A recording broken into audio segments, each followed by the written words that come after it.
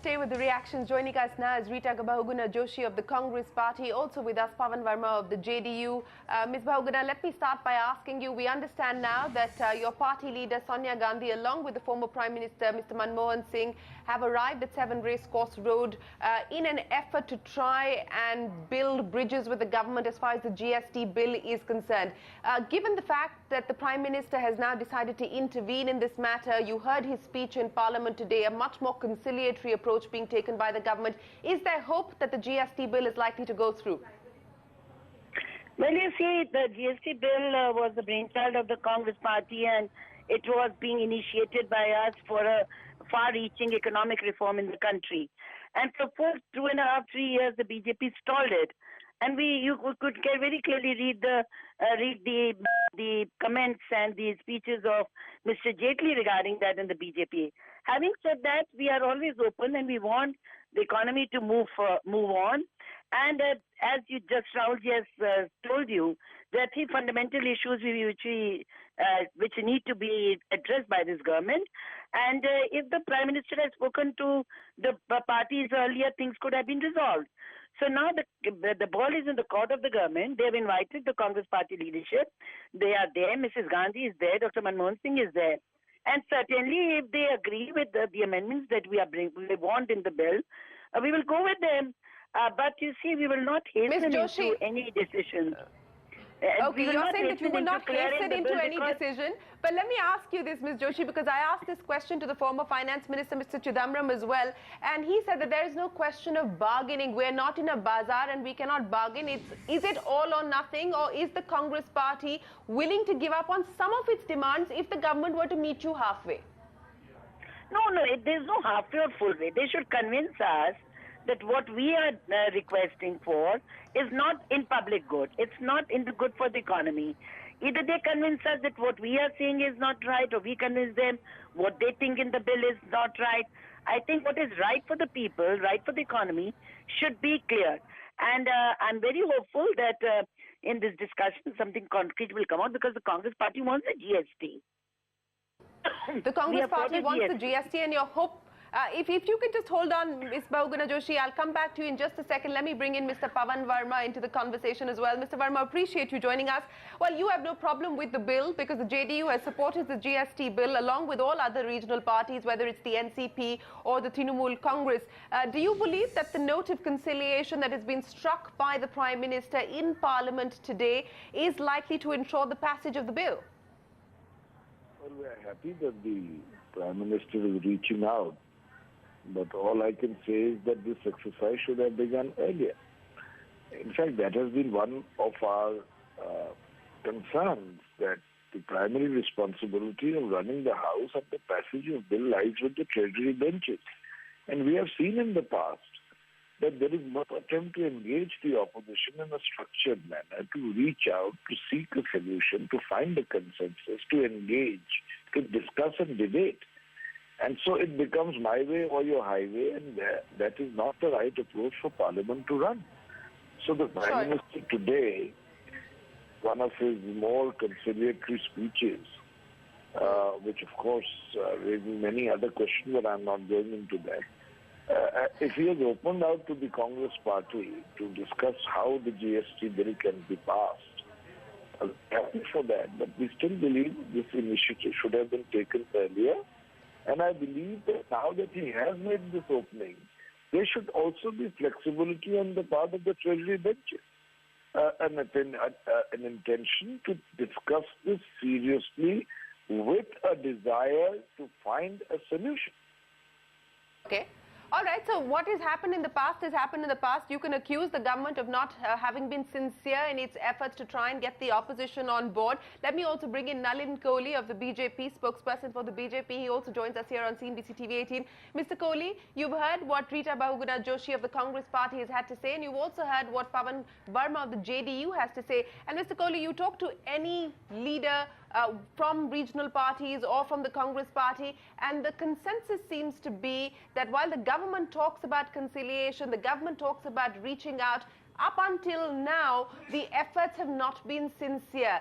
Has the government finally realized that it needs to be a lot more adept in political management to be able to ensure the passage of crucial bills in Parliament? Well, I have not had the benefit of hearing what Ms. Joshi said because I've joined the program later, but I've heard what Pawan Bhai has spoken. Couple of things that while the opposition would like to put out that point of view, I think barring the monsoon session, where particularly the Rajya Sabha was locked jam, work did happen in the Lok Sabha. And preceding that, the sessions that we've seen, they have been fairly outstanding parliament sessions where a lot of work is transacted and the credit goes to Parliament collectively, which means not only the Treasury but also the opposition. So bills have been passed. One session has been a sort of a washout. One may have various angles to it, whether it should have been or not, who's to blame, but that doesn't really take us anywhere further. What's important is that at the end of the day, it's to the wisdom of Parliament and those who constitute this current Parliament to decide how they would like to see various policies take shape where legislative intervention is required, like the GST. And when the Prime Minister and the government have reached out, just as a final comment, when the Prime Minister, final comment, when the Prime Minister and the government have reached out and that process is on, we should be optimistic and we should believe that there will be a collective wisdom on everyone's part to see that we find solutions in the interest of the country. Oh, absolutely. And the reason why people have a lot more hope this time around is because of the intervention from the Prime Minister. But Mr. Kohli, let me ask you this.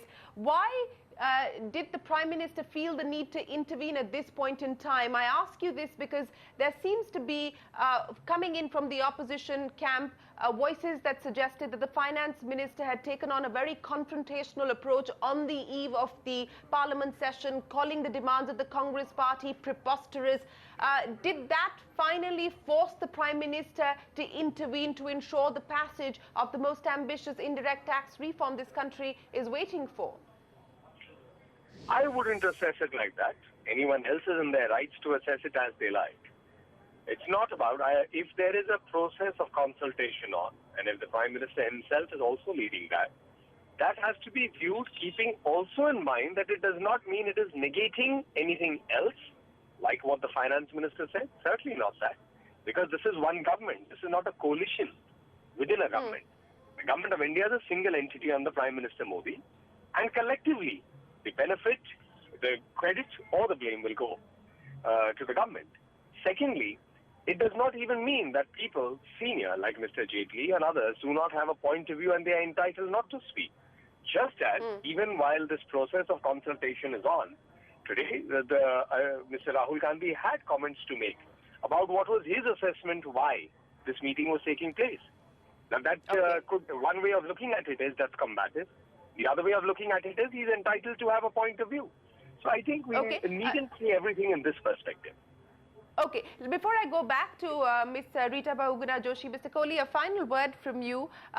Are we likely to see a meeting of minds as far as some of the Congress demands are concerned? And some, by the way, are legitimate demands if you go by industry reactions. And even within the government, what we are given to understand from our sources is that things like the 1% manufacturing tax, even the government itself believes is a bad idea. But it was put on board to try and bring state governments on board. Could there be a rethink on some of the demands made by the Congress party to try and get them on board?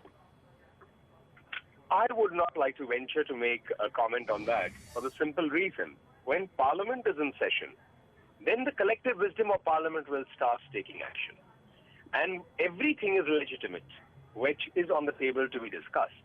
There is nothing illegitimate because there will be proposals, counter-proposals. It's in the nature of how acts or bills are passed. Even when a bill may be in an agreed format, there still, before voting, can be interventions and amendments till it becomes a final act. That does not mean that the bill which came in its form had flaws in it. It means that, yes, there was a consultation process, and then Parliament collectively, because the voting reflects that, decided that it has to be in this final shape. So I would not use words like legitimate or otherwise. Anything can be on the table in that sense. What has to be done is finally what is collectively decided, and Parliament is that forum where it finally gets decided. May I make a request to him? Yes, Mr. Verma, go ahead. I want to make a request through Nalin Kohli to his party that while such negotiations are on and serious business has the hope of fructifying in Parliament, please try and keep in check the likes of Sadhvi Niranjan Jyoti, Sakshi Maharaj, Yogi Adityanath, Sadhvi Prachi, and others who unnecessarily initiate the atmosphere and disrupt the possibility of constructive work. May I also respond to that, Pawan Bhai? Is that A, Sadhvi Prachi does not speak for the BJP. I don't know why every Sakshi time Maharaj, Sadhvi Listen, I'm Niranjan just making a correction. I'm Yogi not Adityanath. Yes. May I just finish, Pawan Bhai? So I said Sadhvi Prachi does not speak for the BJP. The others are members of the BJP. One is a minister too. There have been instances where people may not have agreed with them, but my training as an advocate has taught me that if Article 19(1)(a), which is under the Constitution, freedom of expression and speech, applies to you and me, it cannot not apply to someone else, even if we don't agree with their views. So I think at the end of the day, we have to differentiate between that. If the government were to have a policy like that, if the government had a view about it, then it becomes a different issue. But we will hope that we all are now, since past elections passed a lot, we all know that Parliament is in session. I'm not in Parliament, but all the likes, as eminent as y'all, would probably now focus at what's the importance for the nation. I'm glad that we could get a dialogue going between Nalin Kohli and Pawan Verma here on CNBC TV. I don't think this 18. is the first time, Shireen. There has been a dialogue between Pawan Bhai and me on channels. I'm saying a civilized dialogue on television. That's hard to find these days, sir. It's always been civilized, in fact, between us. You're being unfair to both of us. Let me bring back Rita Bahuguna Joshi into this conversation. Ma'am, you've heard what both Nalin Kohli and Pawan Kumar Verma have had to say. In fact, let me just quote back to you what Nalin Kohli says. Everything is legitimate. Anything can be on the table. Does this give you hope now that perhaps we could see a meeting of sorts as far as your demands are concerned to ensure the passage of the bill? That's most important, Shireen. Sorry to interrupt. Yes. The second part is, and that has to be decided by Parliament. By Parliament, absolutely. Yeah, Ms. Joshi. Well, a short comment on Mr. Kohli's statement regarding their the right of freedom of speech of their MPs. The Prime Minister had also said today that along with the rights come duties. And the duty of the government and elected representative is to create an atmosphere of cordiality, of peace, and not make statements which will create disharmony in the society. Now, coming to this issue, I would like to say that the talks are on. We should wait for the outcome.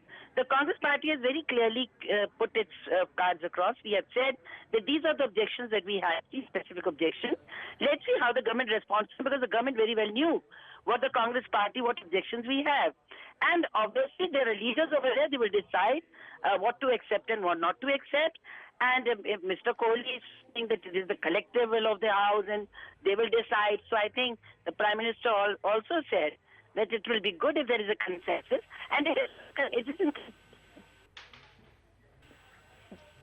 Yeah, it will be good that if there is a consensus, we hope that that consensus will be arrived at this evening at this meeting that the Prime Minister is hosting with the Congress leader Sonia Gandhi as well as the former Prime Minister, Mr. Manmohan Singh. We've also got